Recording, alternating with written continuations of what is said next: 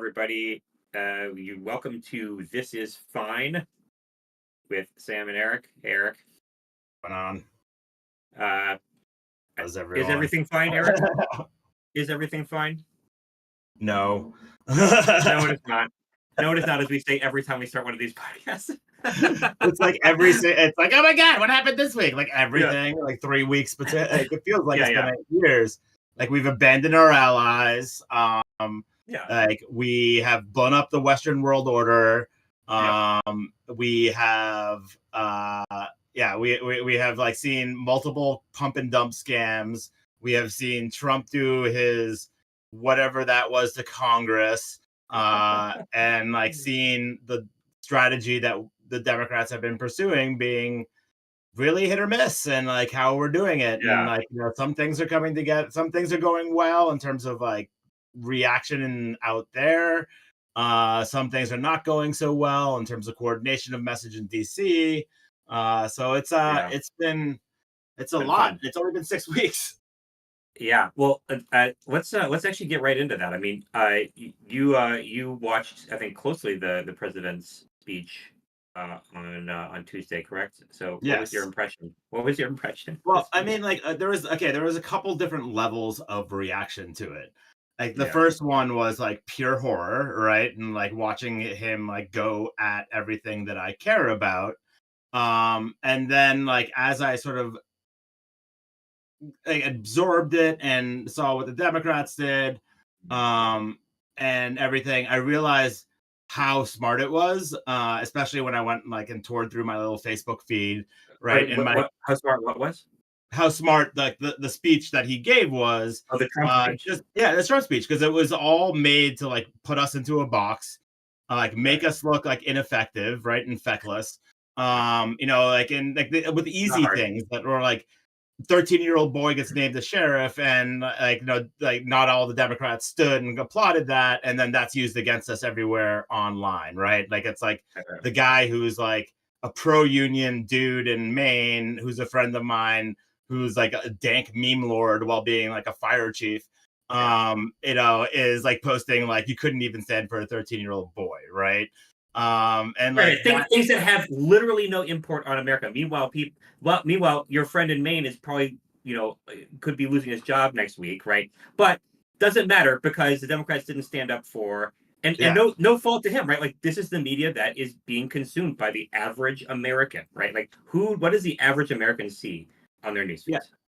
Exactly. They're not watching the news, right? Like, they're not watching the 5 o'clock, 6 o'clock news. Nope. They're too busy with their kids or like life or like the 7 jobs they're trying to work in order to make ends meet. And as like the price of eggs like reaches like biblical levels, and like it's just the attention economy that so many have talked about, from like Ezra Klein, like Crusades, whatever.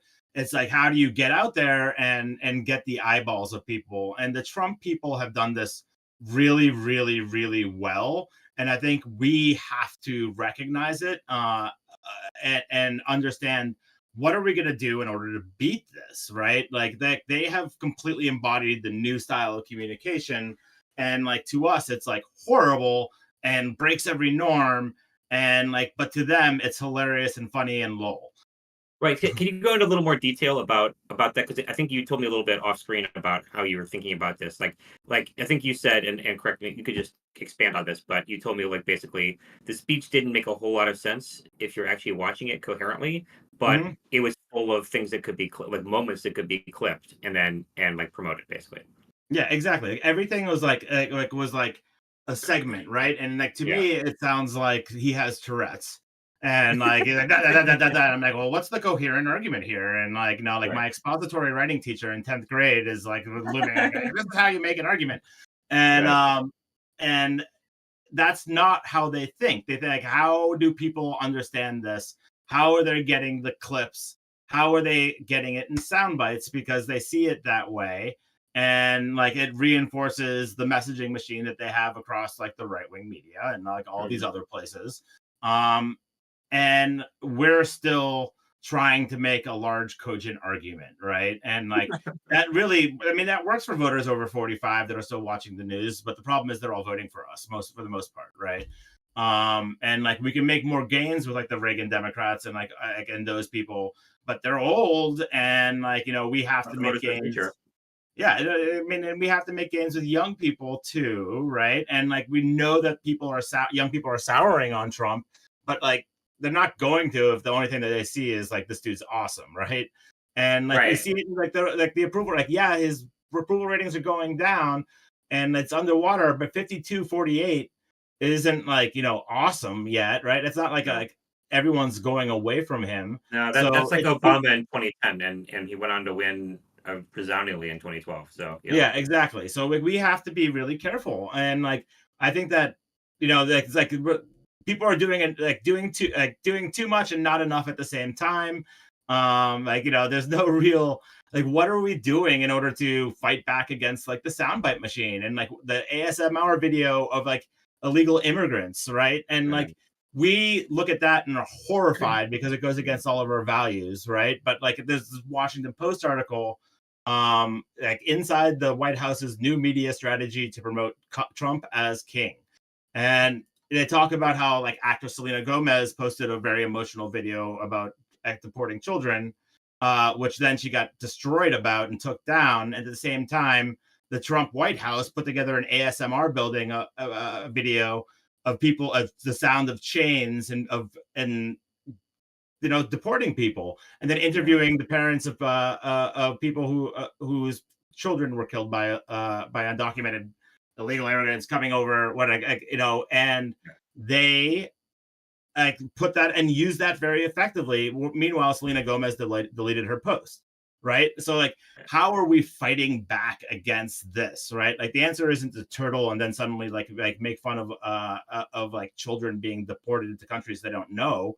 It's like we need to have a better plan, and like we need to actually communicate like and like what's the way that we can break through as well, or what's the way that we can push the envelope and be first to any arguments and make them start reacting to us. Right. Right. Well, can we briefly talk about the Democrats and their and what they did with the speech, because I that was my chief thing that I've been thinking about since, right? Like I've noticed how like Jeffries and Schumer, they were like there a couple weeks ago, they were like all over the press crowing about their like message discipline, about how no matter what Trump is doing with firing people, etc., it doesn't matter because that's just a distraction, because they're on message talking about how the price of eggs is still going up, right?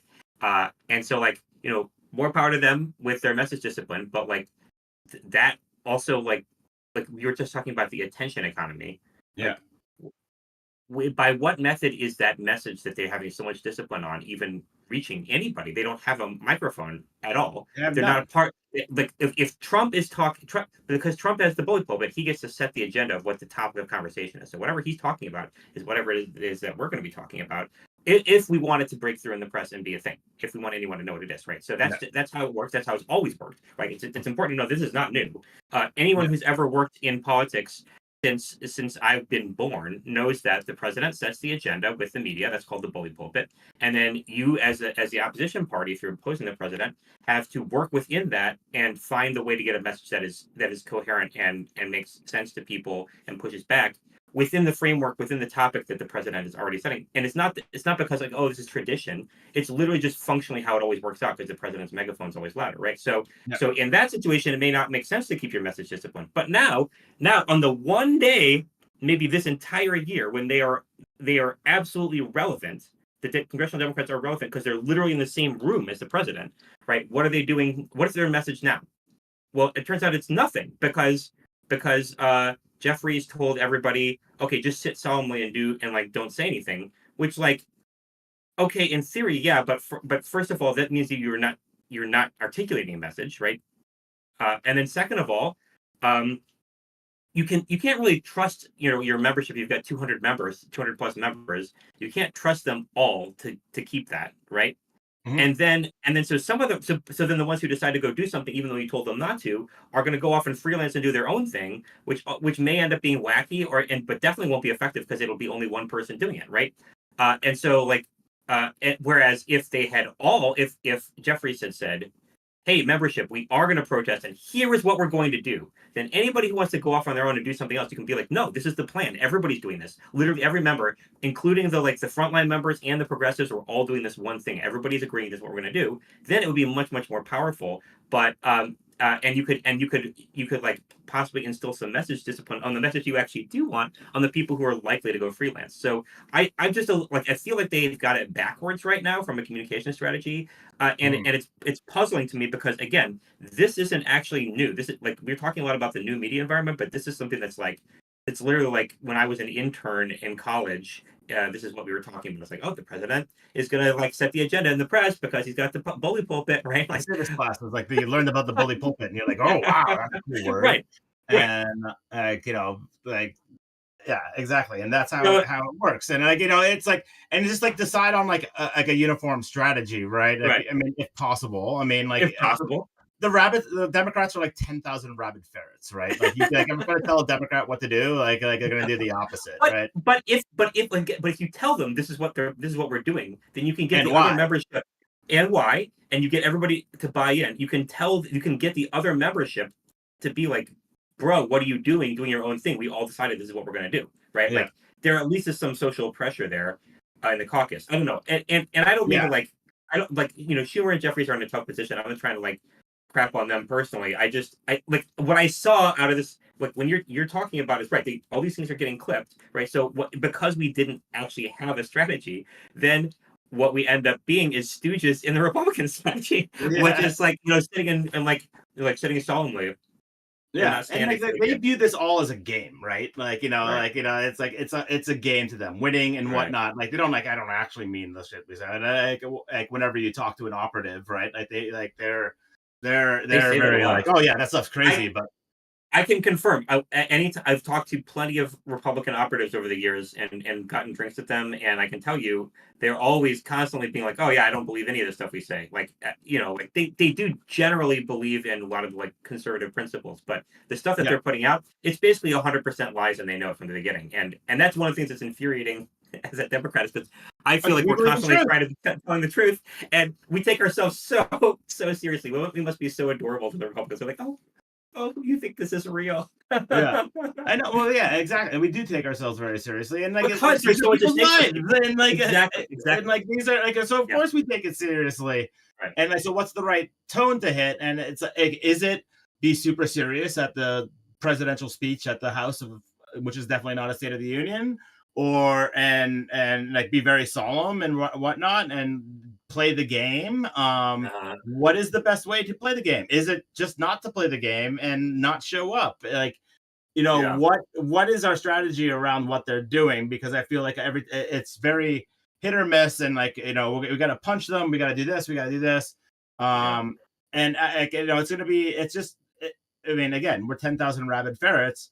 It's hard to get us all coalesced Well, around a single thing, yeah. and so how do we do it?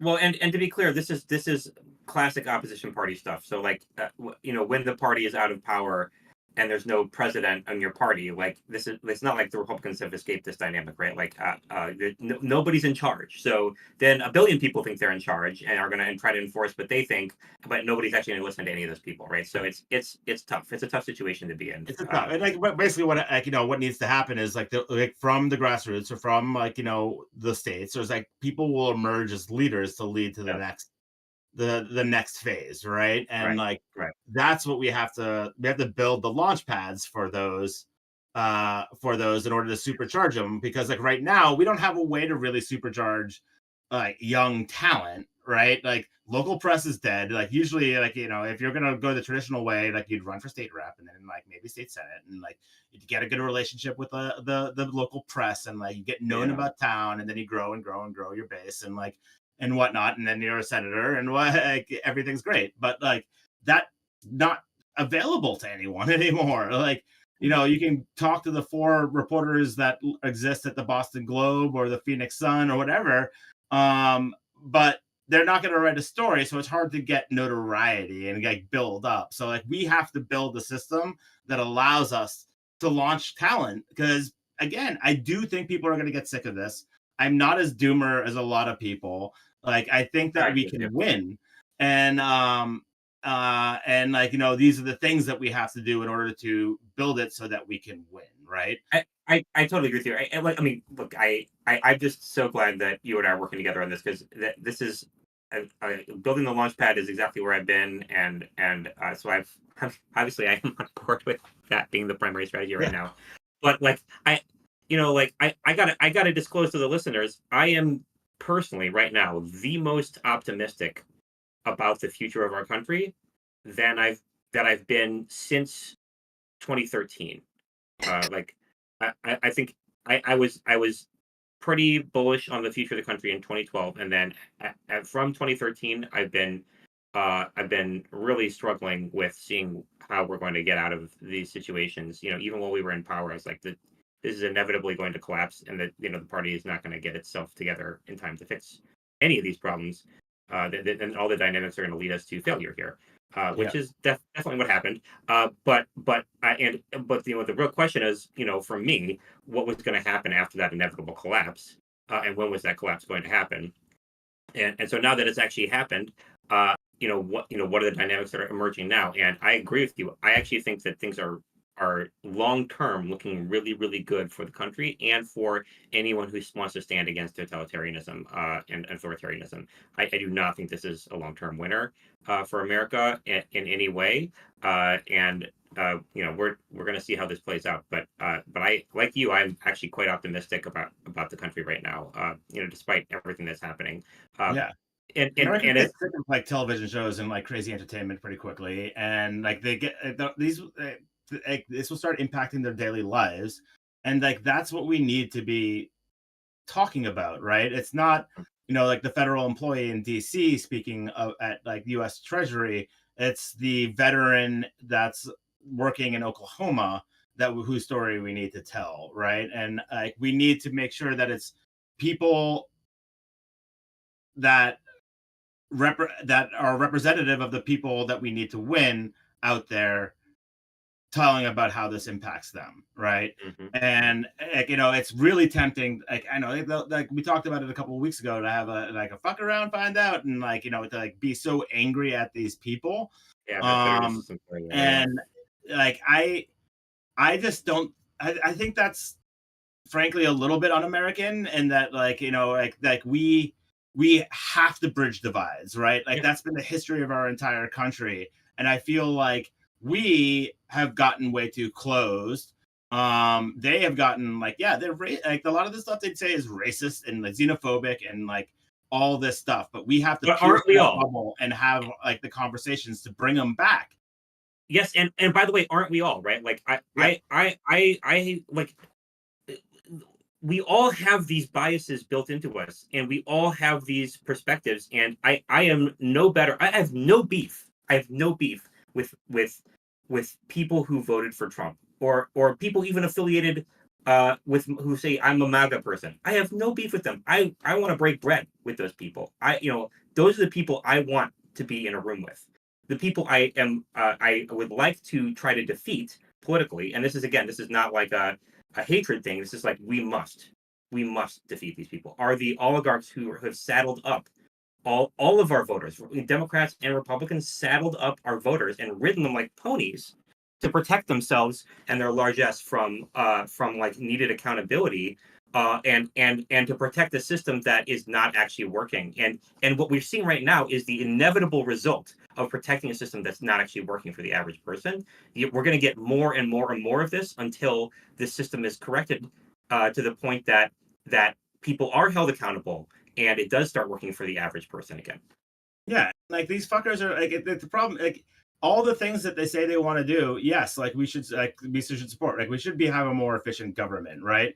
Like like the Uh, thing, like the F-35, which is like built for like a war with Russia, which actually might actually be German again, but but like, like a conventional yeah. land war with Russia, then for the Asian theater and whatnot, like in a world that's driven by drones. Like okay, there's things to cut, but those things that are like patently obvious about a changing world and what we need to like change in order to be more efficient aren't being cut, right? Like what's being No. cut are the things that regulate Elon Musk, or the things that Yes. like give Americans value, like weather.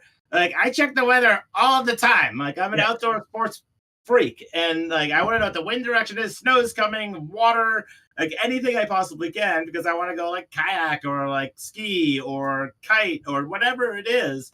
I want to know, and that's all from like National Weather Service. We're gonna cut that shit out. Like that's awful. I don't want to pay $20 a month to like get to know whether it's gonna be sunny or not tomorrow. Yeah, I don't want to cut air traffic controllers and weather service people and meteorologists so that Elon Musk can get more government contracts So like, we're just diverting government money from people who actually provide services to Americans to Elon Musk's personal pocket. Yeah, by the way, let's not let this die. He took our data and he's now has it on his own hard drive, allegedly. What is he doing with our data? Everything. What is he doing with my data? Let's look at where Elon Musk was before the election, right? Like, he spent $300 million to elect Trump, right? And then since the election, his net worth has gone up $21 billion. Yeah, right. Yeah, that's right. So what I want to do is I want to take Elon Musk. I want to expatriate. I want to take Elon Musk's wealth and I want to make it an asset of the U.S. because that's what it is. He's never done anything without the U.S. It's all handouts. Like it's handouts in Africa that you're gonna die of malaria, but so that he could have Starlink contracts is insane. And like that's not who we are. That's not who anyone who voted for Trump wants to have happen, right? No, they must hate him by now. They must hate it.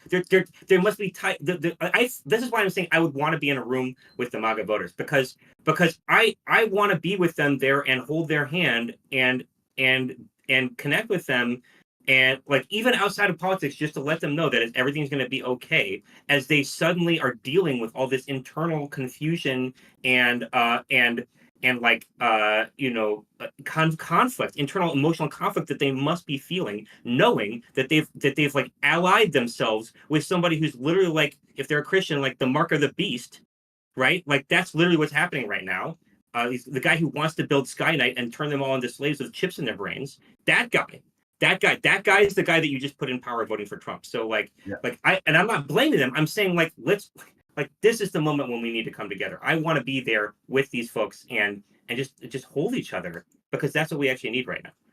Yeah, like they're getting screwed by this too, right? And like more at the end of the day, at the end of the day, a lot of them will be allies. I hope many of them will be allies in the fight. Some of them won't, and some of them are like we're carrying tiki torches in Charlottesville, and like we're not gonna win them, but like.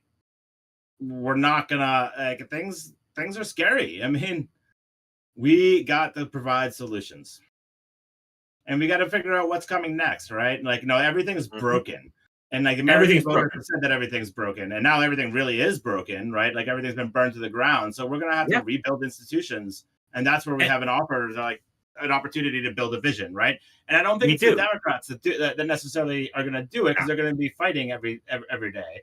And they have to win elections. I think that the responsibility is on all of us and the people that actually care about this to like build a movement and drag a party to us, right? And it's like if it's not the Democrat, who is it? And like we have to admit like the failings of what's happened and then move forward. Yes, absolutely. And it's like a coalition of people willing to be constructive and create something new and stop panicking about the demise of the old and create something new while also holding up the stories of the people who are affected by the demise of the old because the ignorance and the hand waving around the real people's lives who are getting screwed right now by the forcible destruction of something which needed repair but is now just getting demolished as if it wouldn't with the idea that like they're articulating that it never provided value in the first place. We had a set of rickety institutions that needed repair and needed resuscitation, but to be clear, when they were created, these institutions provided tremendous value. And anybody who thinks that the government provides no value is an ideologue, a much more extreme ideologue than any socialist, right? Like this is like really, really, really bad stuff and anathema to how humans operate. If you think that the government is not needed, like it's there for a reason, and it's there to serve us. It's there to serve us, and where it strays from that, we need to correct it. Yeah, and I mean, like what's like happening here? I mean, I just saw that just now in reversal, Trump suspends most new tariffs on Mexico until April 2nd. Uh, Wait, Canada, screw what you. did you say? What did you say? They Read just that again. Read that again. um the it's in reversal, Trump suspends most new tariffs on Mexico See, until April 2nd. see, it's Eric again. This is like we hadn't done this on podcast, but you and I have been talking about how the stock market's going down, and it's like people think that Trump is just like creating this chaos. They don't understand what he's doing. What he does is he creates chaos. He creates a crisis on purpose so that everybody freaks out. But it's something that he can immediately, with one stroke of his pen, stop. So he'll Mhm. create something, make everybody freak out, and then stop it, and he'll try to take credit for stopping it. So now that the stock market went down enough, it's Thursday, so he wants to provide one more market day of stock market being open for the market to rebound and go back up. And so he's decided on a Thursday that he's going to rescind these tariffs, and he just says it as if this is like how the government works. Like, oh, he just says it on camera, then the government's just supposed to act on that, right? Uh, and so now we'll see. I predict a rebounding of stock market sentiment, and then he could even just reinstitute the tariffs again, and the stock market won't even pay attention this time because he said this thing on camera. Like this is how easy it is to lead around the average consumer of information, and it's really really fucked up, like super bad that he's Yeah, able but to do this. also I'm just curious to see like who's making like at the timing of also like options trading and like all this other stuff because Oh, like someone's making money off of this. Yes. they're all I mean who are they're all like hedge fund guys, right? So like they're like, oh Yeah. yeah, like stay stock, like we're gonna do this, and like it's people's lives they're playing with in order to make millions of dollars. And the same thing happened with the crypto reserve this weekend. Like somebody like Right. I might The need you to crypto better reserve. explain the crypto reserve, right? So like they gets announced on Sunday, like big trading day. And like somebody took a 50 times long position, right? Which is like they took a contract out, like they put $2.3 million in, they took like a $50 million or $100 million contract out, right? Which means that like with collateral of $2 million, they basically bought $100 million worth of Bitcoin, right? Mhm. But then they had to sell it back. They would have to, so it's borrowed, and the collateral would get wiped out. So the person would lose $2.5 million if the price of Bitcoin dropped $2, which happens like in a heartbeat, right? Like it's Yeah, like right. because it's traded all the time, Oh, and definitely. so took it like this basically threw $2.6 million, took this huge long position, and then minutes later, the crypto reserve came out. They sold their long position, which you would like immediately, right? Immediately. And then made like 50, like it was like 26 or 50 million. I don't remember the exact number, but made like tens of Some millions of ungodly dollars, amount of money. Yeah. an ungodly amount of money, right? That like, Yeah. and the problem with that, yeah, like, it's like, yeah, as a little cowboy, I'm like, yeah, fuck, like they're able to do it, right? But then sold it right before the tariff announcement happened, and everybody else that jumped in right there because it was going to keep on going up got wiped out, right? Like they just like Yeah. they lost 10,000. Like that's a lot of money to people, right? And Mhm. they're playing games with people and their ability to have a livelihood in the future, so that a couple people who have information that nobody else has can make billions. And they're doing the same thing with the market. Like they're short. Like every time they announce it, they're probably buying like call options, right? Which are like the same thing. Like you expect it to go up, so Right. you put a collateral up and borrow a bunch, and then like and do that way. And like that's what's happening. It's going up and down. They're bilking the system to screw you. The problem is that like if something goes wrong, like you get Lehman Brothers, and the entire economy collapses. So Right. they're playing roulette with everyone's retirement right now. But you're right, right? Because all the pension funds are caught up in all this, right? So, Yeah. well, and they don't get that. That's why I think that this current group of Republicans, needs to be wiped out and will be politically wiped out. Is because they actually, I think that it's not that they even necessarily like want America to fail or the average American to be hurt. It's that I think that they just assume that it's inevitable that it will be, and they fundamentally have become cynical. And they're like rats fleeing a ship that they believe is about to sink, and they're like take anything that's not nailed down on their way out the door. Where they're going to go like party on an island off the coast of Saudi Arabia or something, right? And New But Zealand, like, I believe that they all have houses in like compounds in New Zealand on the southern island or whatever. oh right, yeah, because they're assuming that nuclear war is about to happen, and so they want to go to the place where the like statistically the radiation is least likely to float. Yeah. Yeah, There's something yeah, crazy. I right. think it's like the survivalist, like crazy stuff in Silicon Valley that they all go through. Those people are so crazy. Like even if you're able to survive, like and you and your family literally live through this, which is not a good assumption. Yeah. Like, do you think your wealth is going to survive intact? Do you think any of the people in the bunker with you are going to want to continue to be in your paid employ, or are they going to be the ones who say, you know what, like the society doesn't exist anymore. Money's not worth anything, and in this environment, not even gold is worth anything because you can't eat gold. So who's in charge? Oh, Yeah. me. Like, We're at Horizon Zero Dawn. right, right, exactly. So, like, like, why are these people trying to plan for a thing that you literally can't hedge against at all, instead of living their lives with some kind of building for the future and optimism, and trying to build connections of love between each other to help pull us out of this nosedive and into a better trajectory. Like that is the correct response. There's literally no other response, Yeah, right? they're the real doomers. They just think society's gonna collapse. So like, why don't we That's rob it now? right, but that's not going to help them. That is a inherently like that is like again, if you're in the Christian mindset, right? Like that's a satanic worldview. Like what are you doing? Like Yeah, get into helping humanity. You talk a big game about what's good for humanity. Help humanity.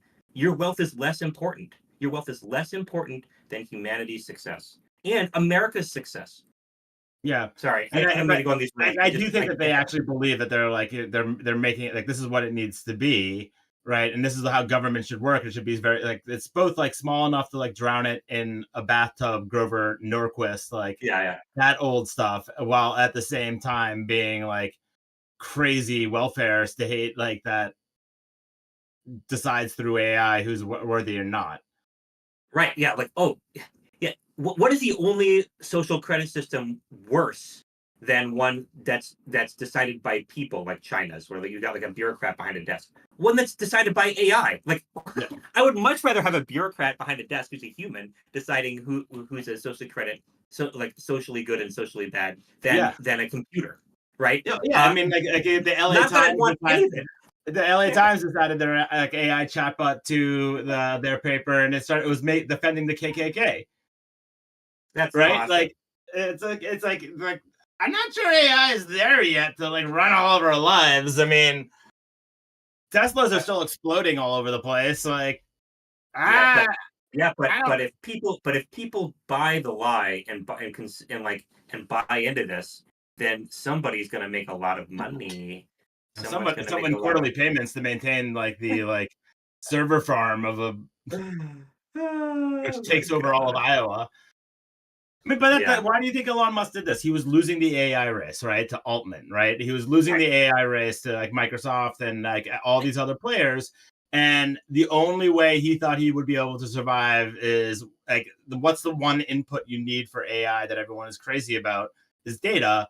And most people have done it by just stealing everyone's content on the internet and They then figure out use it. government data to do But like nobody gets the government data, but now Elon does. it.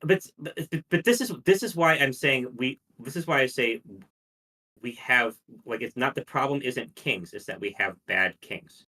We like why is it that we've got someone who is not okay with another person having any power? Why is it that Elon Musk has decided this exists, therefore I must be this master of it? What drives these people to want to dominate so much? It is not it's not okay. It's not okay. And what we need as a society is a protective shield protecting us I don't know what entity that is. The Democrats of It old would used have to be said that that it was used to the be the government. Constitution. There used to be the Constitution. It's some kind of protective shield to shield us from people who tyrannical kings. And I would definitely, based on what you're saying, uh, put Elon in that category. Like he's just not he's insatiable, right? Like he's not able to be sated from his lust for power, and I think that's a really really bad dynamic to have someone like that be ascendant with no checks on their No influence checks at all. whatsoever. I mean, like Yeah, like he looks back at American history, like the Revolution was bad, like all of like the Magna Carta was bad. Like God forbid we got there. Like we need to go back to like 1200s, like actual feudalism where there was complete and total power in the executive. But even then, there wasn't like the king had a difficult time raising taxes by fiat, so or doing whatever they wanted. right. So that's our destination is like, Do we want feudalism again, Eric? Do we want that? I mean, I I don't don't. think so. I don't want feudalism at all. Like I'm pretty sure I don't. I mean, I, we are going to subsistence farming, right? Like that's the answer to the high egg prices is yeah, to build a but backyard communes, farm from the communes. administration. So get some chicken. It takes 2 years for chickens to lay. Uh huh. So it's a little bit of work to get that egg price down. Those sweet free eggs. Um, I'm down with that. I don't want it to be ruled by like a manor system where there are people telling me. I would like my like commune instead of someone telling me that they own me. I don't want to be owned. What's no. that snake? What's that snake? The don't tread on me snake. Oh yeah. Are we really in the universe where the Republican Party, the party of the don't tread on me snake, is all about being treaded on? Like that's what they're doing right now. Yeah. They're like treading. The boot is treading. Like that's what's The boot happening. is heading. The boot is stomping. Yeah, it's The really boot's bad. stomping. And Yeah, then, everyone's cheering because like they believe government waste and fraud is bad, and like, yeah, government waste and yeah. fraud is bad, but like, But also, Eric, because of 60 years of Republican narrative around government fraud and waste, we've actually gotten rid of almost all of it. Like I saw this post by this on Reddit by this government employee at the VA who said he voted for Trump 3 times, and then he talked about all the ways in which he is held accountable for his time in that private sector employees are not. So like the government is actually, in terms of the use of employee time, is way more efficient than the average private sector company that's publicly traded on Wall Street, right? It's just that it's just that everybody assumes because of this 60-year narrative about government efficiency that the government's really really inefficient. and bureaucracy's slow, right? Because like you have to get things Bureaucracy right, is slow. Yes, yes. right? The government is slow. The government is slow, but it is not necessarily inefficient.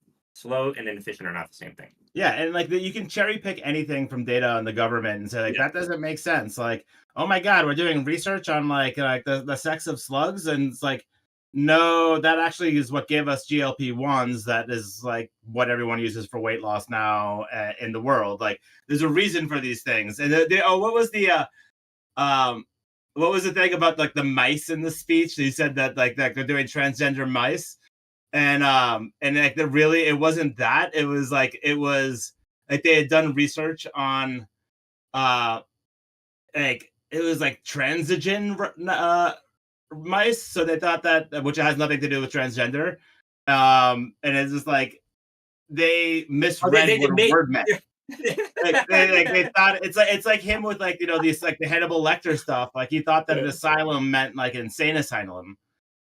And like it kept on saying like the great, like when he's talking about immigration coming for asylum, he thought that they were going for insane asylums, right? Like he actually thought that. It's Wait, the same is that thing. what Trump actually thought? And that's what people are saying, and I'm repeating it because like Yeah. but the only thing that makes sense. Like why would he say like he Right, keep on right. Why would talking he about say? Hannibal Lecter and immigration? Like I don't know. It actually doesn't matter whether he believes it or not. He clearly is using like he does this all the time too, right? Like this, he's very crafty this Trump character. He like Who's he seen takes Silence of the Lambs? That's like, well, he takes words that mean other things that have like a common meaning. What is it called? Homonyms? I don't remember. And he'll synonyms. yeah, whatever. And he'll take words that are the Really? same word, but they have two different meanings, and then he'll just use that as a bridge to try to get people to believe something that is completely irrelevant, right? Like I've been curious about that. Why he's like deciding to make this about like people escaping from insane asylums to come to the United States, because it doesn't. I was like, what is that? I don't even know what that like. Why wouldn't he just say that they're like, using the like R wording people or murdering them, right? Like why wouldn't he say that? That's just a much easier logical leap to make than saying that these are like escaped people with mental issues, right? But now I never even thought of this. The word asylum actually it would dictate this.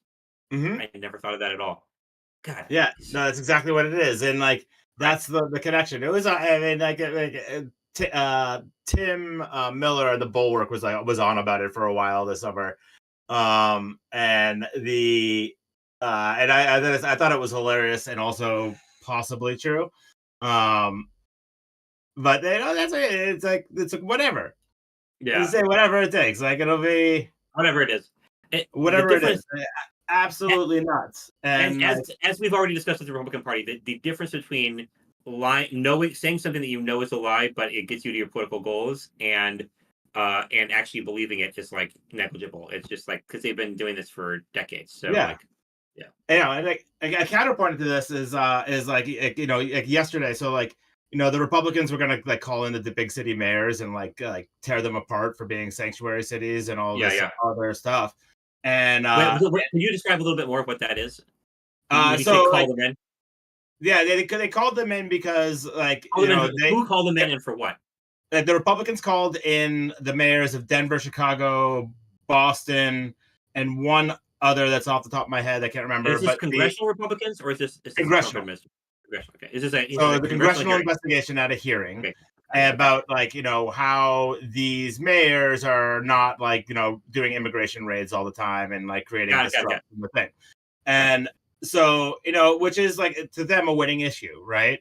And like lays it up on the plate, right? But like because reality, like city mayors have nothing to do with immigration policy, but like the number one priority is keeping their cities safe, right? And Boston is the safest city in America, yay Boston.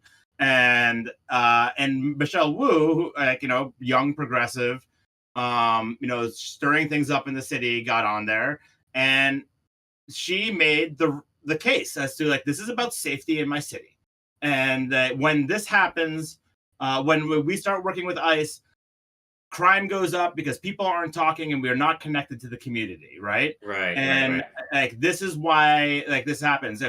If you have a warrant for an arrest, we are more than happy to work with ICE. But if not, we want to make sure that there's a feeling of safety in our city so that we can continue to thrive. And it's hard to argue with that statistically for the city of Boston.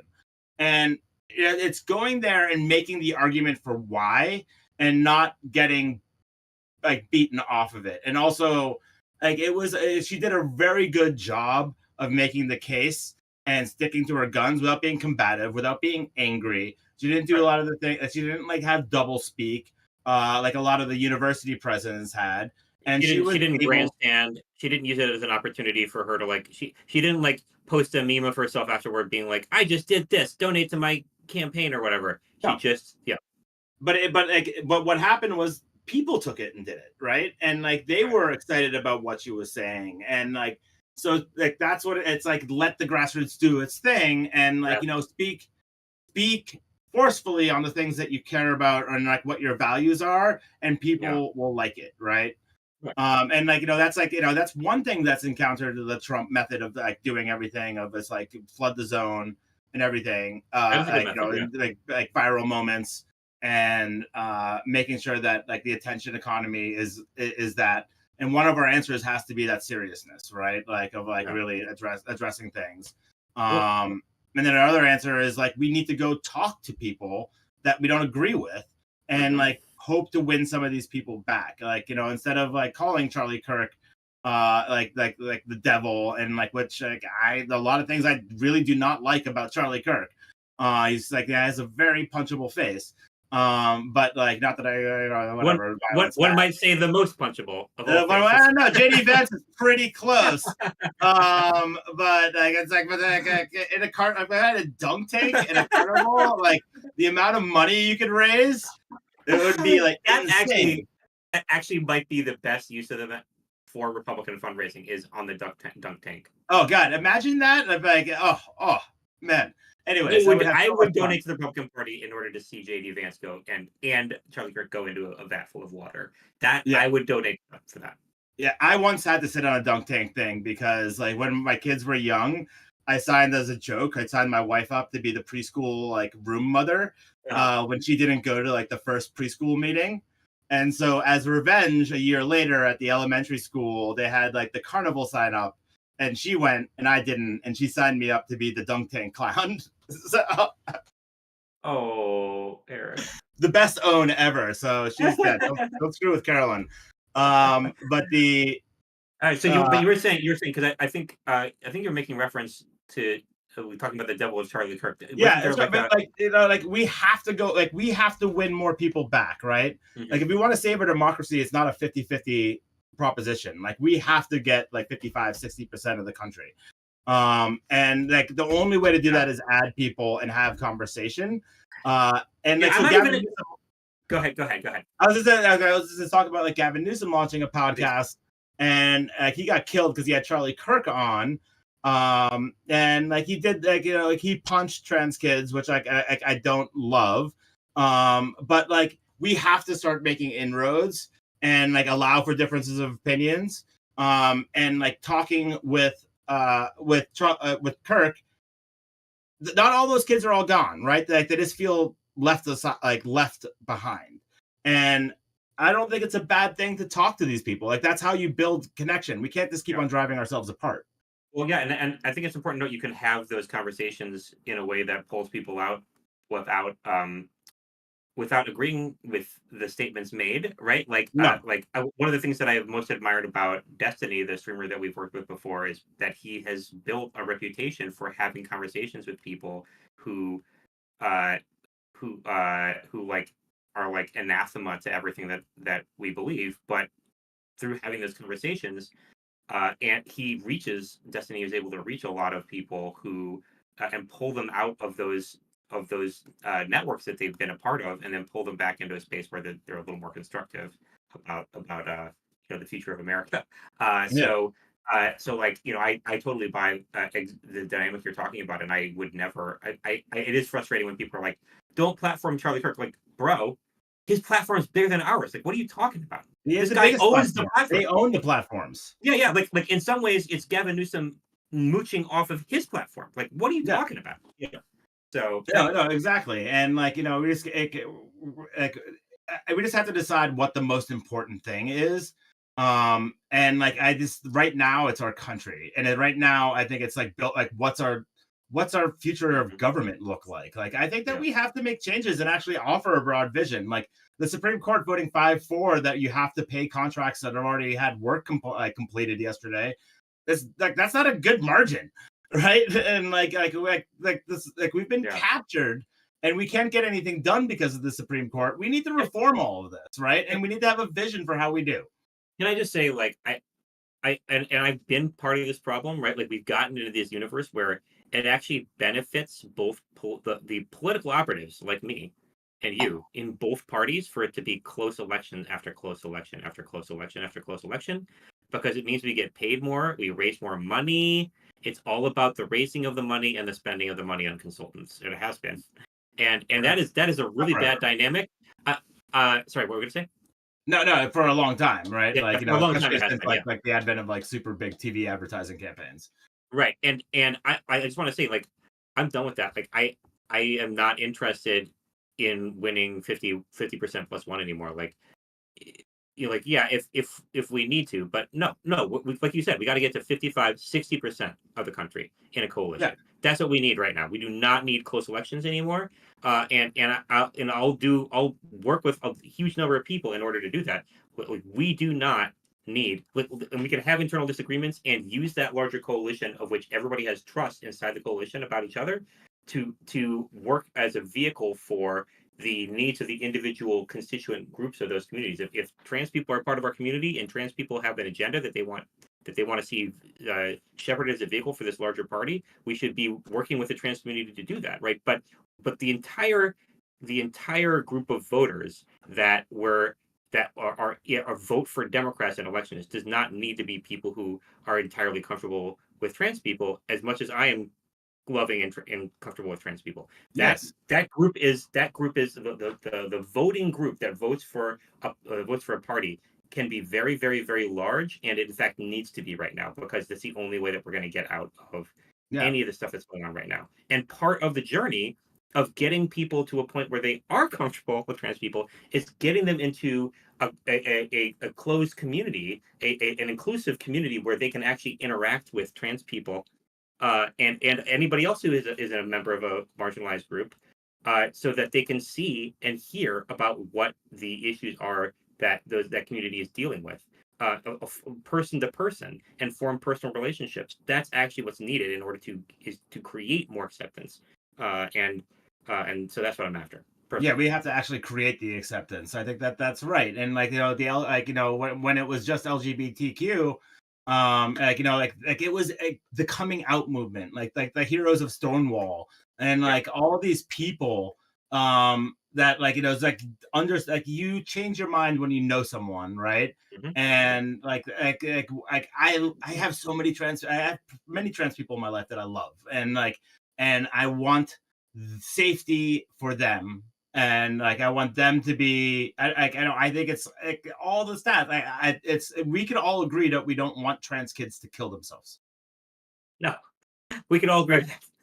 Yeah, I hope we can agree on that. I hope we can agree on that. And if you don't agree with that, like that's a red line for me, right? Yes. Like no, I want children to to do self harm is not something that I can accept, right? Yeah.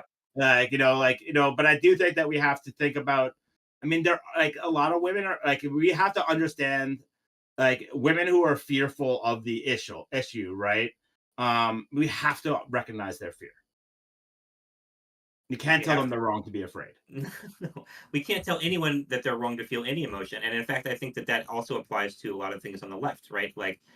There are a lot of people on the left who are afraid, and a lot of people on the left who are primarily motivated by a desire, feelings of being feeling out of power, like they don't have any power, and there's other people with power, and we need to take that power away from them. And just that same dynamic of grievances on the right, and all of those feelings are valid, all of them, All of them. right? But no matter where you like, and we may quibble about where the direction of that grievance is pointed, and I think ideally health, for the health of most people's mental health, eventually I would hope to move people out of a space of grievance and into a space where people feel empowered in their own lives to make a difference bit by bit, to make their lives, bring their lives closer to where they hope that they want it to be, right? But rejecting people out of fear because they have the feelings of grievance, and have been presented with targets for that grievance, by one side or another side, is not a healthy. It's not how we actually create a stable political stability. What we want is political stability, and it's not going to be created unless we accept everybody's feelings as valid. Yeah. Yeah. Everyone's, including the MAGA people, including Uh, members of the everyone. left, everybody. Yeah. No, everyone. I mean, but like at the same time, we want to fight back and do all those other things, right? Yes. Yes. Yes. I And still want to fight back. and all that. It's not like a kumbaya, but like No. because like we have to fight and we have to do what we can in order to push back on this. And like, what is the most effective way to do that? Or how are we going to win? Right? Like, that's what we should be guiding our Yeah. principles To be into. clear, Like, how do we attract? to be I'm clear, not saying that. I'm not, yeah. no. Just to clarify, because I have noticed, like, this is actually all about the fight, right? Like, Yeah. winning the way you win the fight is by winning people over, and making them feel safe and trusted to be on your side and working with you. And so what I'm saying is that the best way to do that and then to achieve victory is to accept people's feelings. Yeah. And we're not going to be able to get everybody, because not everybody's going to be able to get out of that place of grievance. But accepting people's feelings is the surest way to get more people to your side, and then win the political fight that we need to win right now. Yeah, no, and it's hard because like we all feel so hurt and like Yeah, we all do. fearful about what's happening and what's coming next, right? And there Yeah, isn't a real leader, and there isn't like an organized opposition, and it yeah. feels frenetic.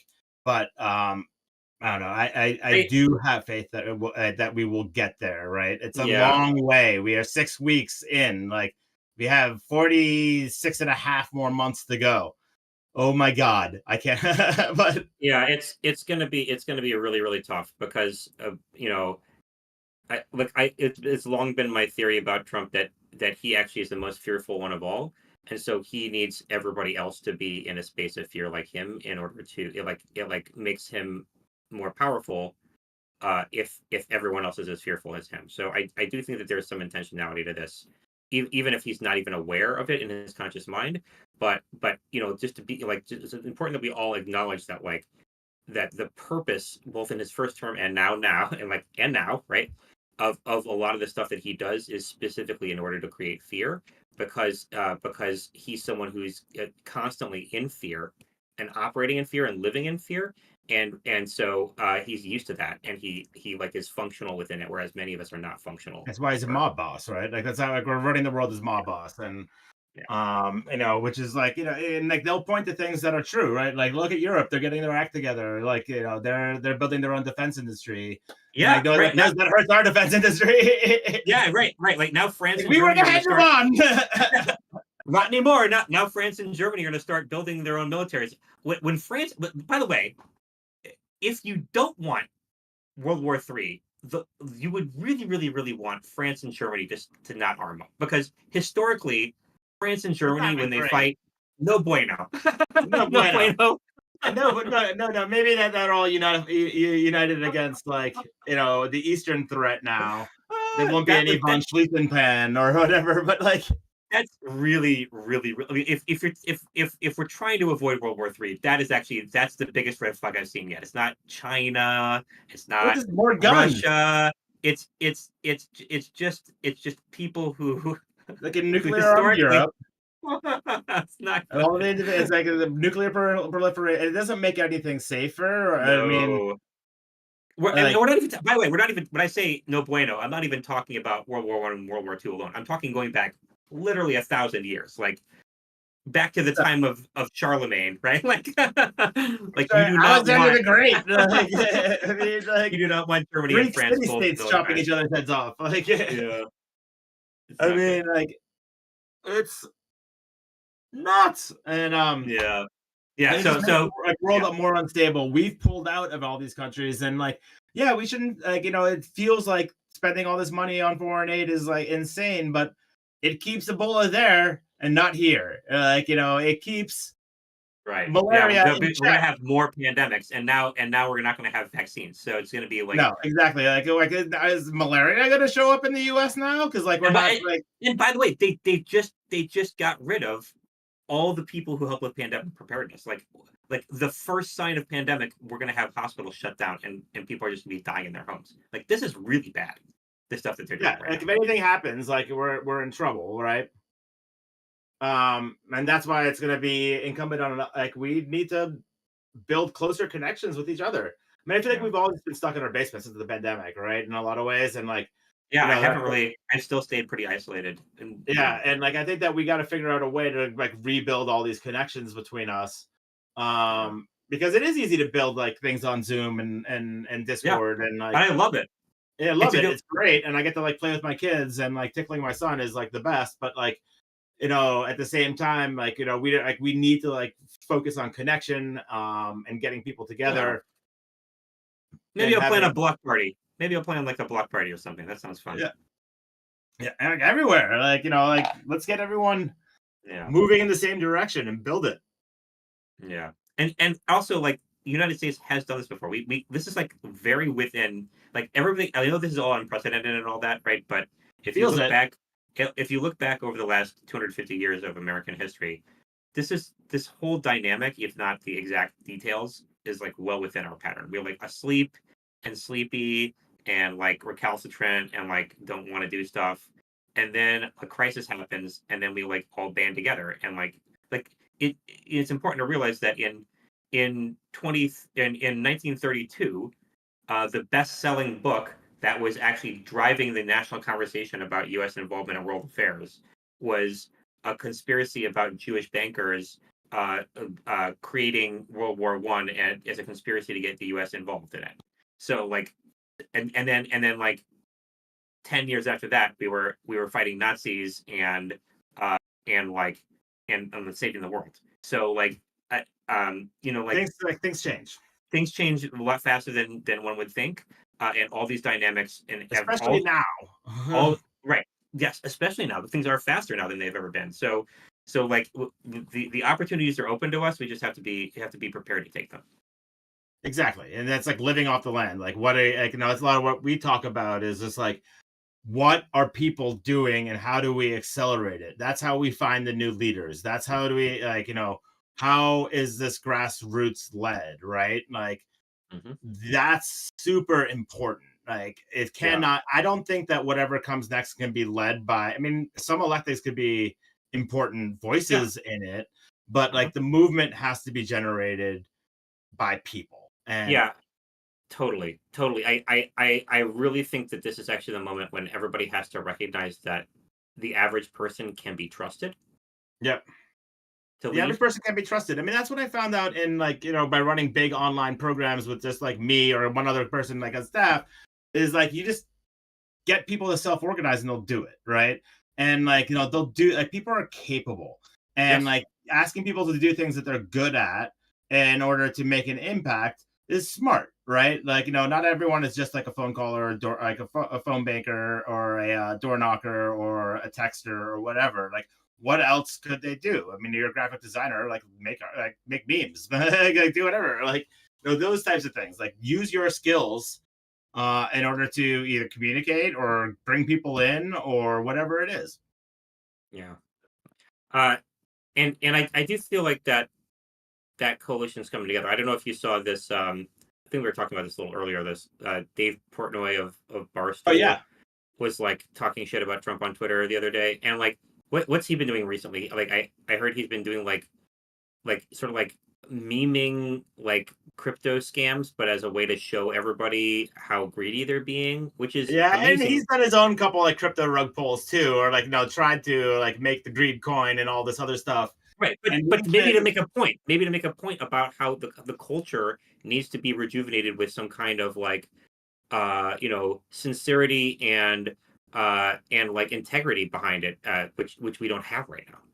yeah, and and he's someone that's been like so, like we've like for good reason, like he's like immature and childish, but like and like does stupid things, and like we've like gone after him Yeah. and like because he's a bro, right? And like in like all these different ways, right? Like Yes. like he does things like rate like like the hottie of the week in his early days and like stuff like that Yeah. that is like pretty anathema to the liberal space. But like he's also like we can get him, right? And like he cares about some things. He cares about some like Right. integrity. He cares about making money. He cares about all these things, but he's not necessarily like a horrible human being, No, no. right? Well, the space that we're in is like literally the space we're in right now is, can we get people who actually want to have a constitution for the country? Yeah. That's literally where we're at. So I'm pretty sure that if we talk to him, he would be in favor of having a constitution. Yes. And Which that's the is basic question, right? That's Like, literally are where you we're in at. favor of like self-government or not? Right? Yes. And like anyone who answers yes, like like we want to answer, like we I'm want at we least want willing to to talk to them. I'm at least willing to talk to them if they answer yes to that question. yeah, no, like if you answer yes to self-government is good. Oh God. How far are we? Like, I literally cannot believe that that's the point that we fall into, but that's actually where we're at. Actually where in many ways, right? And Yeah. like the thing he's like he is killing the economy. He is like it is unfair to everyone because like they're just making millions of dollars off of like swinging the stock market all over the place. Yes. And like what happens? What's the end? Like play the tape forward. Like investors lose confidence in the market. which they and that will it's being run eventually. fairly. Yeah. And that's what happened in 1929. Right? Like people, it was all insider trade. Like we have these insider trading rules because of that. Because people were swinging the market in order to YOLO buy the dip, and you had the insider knowledge, and then investors lost confidence, and then when it started falling, the bottom fell out. And you're right, Eric. That is literally the dynamic. The exact same dynamic. It also happened during the Gilded Age. Well, the 1929 was the end of the Gilded Age, right? Yeah, before like the 1800s. Oh, like, the 1800s. Yes, they, yes. they, They had the panics original Gilded constantly. Age, right? And then They that's had what it panics ushered in constantly. Teddy Roosevelt and like these reformers. Yes, that's And right. like like the new progressive movement, which were Republicans mostly, right? And that's why progressives of the Republican Party became a thing all the way through like the 80s in Massachusetts. Right. And It was really ended by what's his name from Arizona in 1964, Goldwater. But Goldwater. there was a very like strong strain of progressive Republicans for a long time, and most Black Americans supported Republicans because of that like that progressive strain was a continuation of the Lincoln Republicans, which was also like a progressive move, like forward thinking type of Yeah, situation. and So, the party was different. There was conservative Democrats, right, in the South, right, and like right, that were like anti-Civil War, yeah. and the party was very mixed. And like now the realignment has been around, like the Goldwater realignment has been complete, uh, and we became the Democrats became the educated class and like the elite class, Yeah, and eventually. they became like the rest of America, and They became the rug pull party. So they became the rug pull party, right? Like like everyone thinks I'm dumb, but I make a lot of money, so I'm a Republican. And like yeah, or the and like like the Democrats are the ones that like are very like we navel gaze a lot, and like we have you ever heard worry of this about guy? like, the outcome.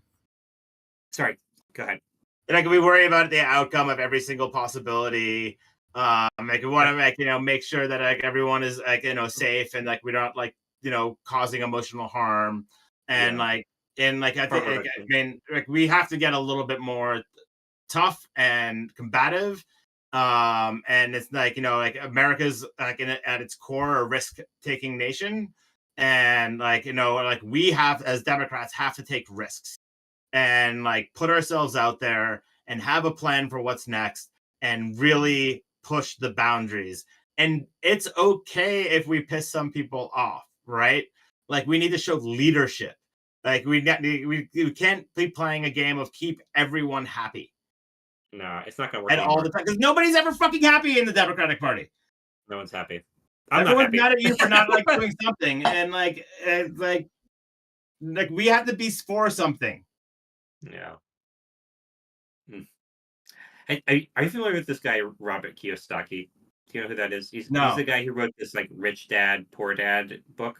That he's like one of these like finance influencers, and he's like one of these guys who like clearly like became a Republican in the 80s and Mhm. like was The like me a Gordon Gekko generation. guy. Yeah, exactly. It's like, one of these guys. And like I've like watched I watched his radio show before. He's just like constantly talking. He's like he's like adopted the entire language. He's like socialist, talks about everything as a socialist, and then like betas and like and he's a capitalist and he made his money with real estate. I just watched a video expose on this guy, and he he the rich dad in the Rich Dad book that he wrote was inherited, like supposedly was the ideal. So the whole way he sets up the Inherited story is that, those money. Yeah. yeah, like the whole way he sets up the story of the book is that the poor dad was his real dad, and that guy was a beta cuck who made bad financial decisions and didn't know how to be rich. But that guy, and then the rich dad was not his real. There was like an adoptive father who like knew how to be rich and taught him real lessons about how to be rich, and he became rich because of these lessons. But Yeah. apparently, the rich dad guy, his father was a U.S. senator who bankrolled the entire like real estate empire that he then became Of the course. inheritor of. That's And how you really get right, rich.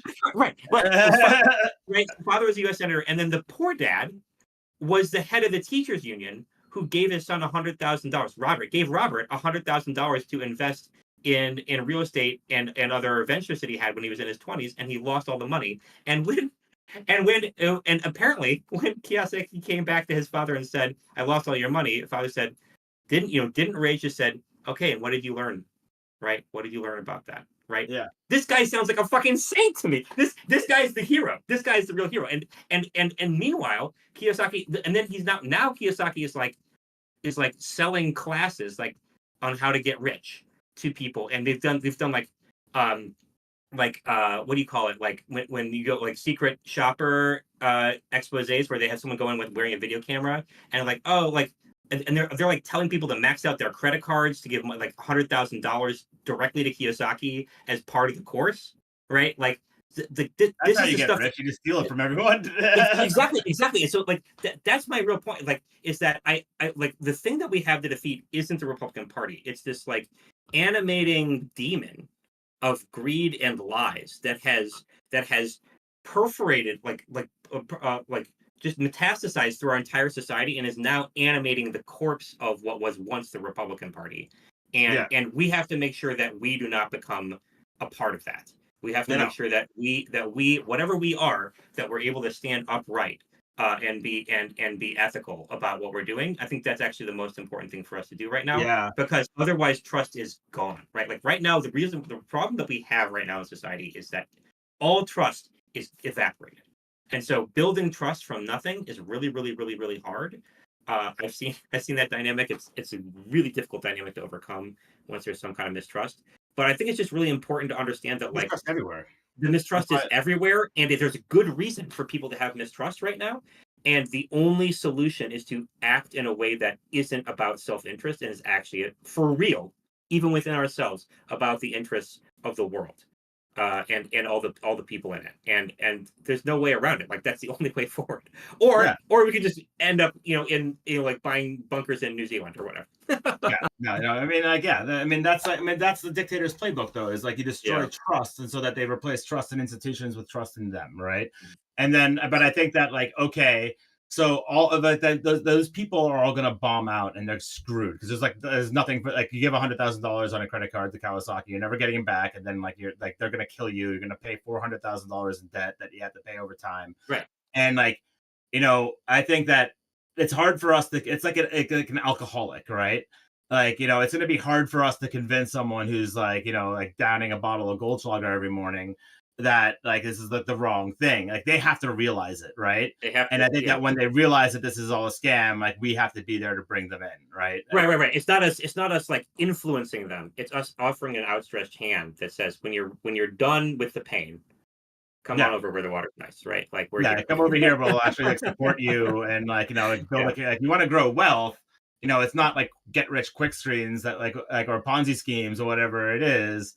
It's like it's like basically like invest in ETFs, like invest in S&P like index funds, and like maybe not right now, but like, or just don't worry about it and just invest in your community and live a good life. yeah, and Because do things that like make you happy, right? And like like you can always chase the golden ring on the carousel, Right. or you can enjoy the carousel. Totally. All right, Eric. This is another banger. I always love these conversations. Is there anything else that you want to say before we finish up? No. Everything's crazy. Like I act very like upbeat and stuff on these, but like I'm like literally freaking out every day. Yeah. Like I do worry about like people I care about and love, and like that are gonna get impacted by this and like everything that's happening. And I like want everyone to stay safe and like be happy, and like it's really hard right now. So Very hard. love one another and do what you can to help each other up. Yeah. Yeah, man. Right back at you. You and your family are. I hope you have a wonderful weekend, and all the I have listeners the out there. in-laws coming in this weekend, so it's gonna be It's like fun. if there's anything that could be more stressful than Trump, that's what it is. Yeah. Be Just sure to kidding. keep I on. love my family. I love them so much. They're the best. In case like my son found this video, so I got to make sure that they know that I think they're great. They're fantastic people. They cook Irish food, which is barely food, and you know. But just put on MSNBC or like Fox News on the corner just as a distraction, and everybody have a good time directing their hatred and ire at the TV Yeah, no, I'll put on Bluey. instead of I each think other. that's where we are right now. Bluey, yeah, Bluey. All right, all the listeners out there, hope you have a great weekend too, and see you next week. All right, talk to you soon. All right, bye.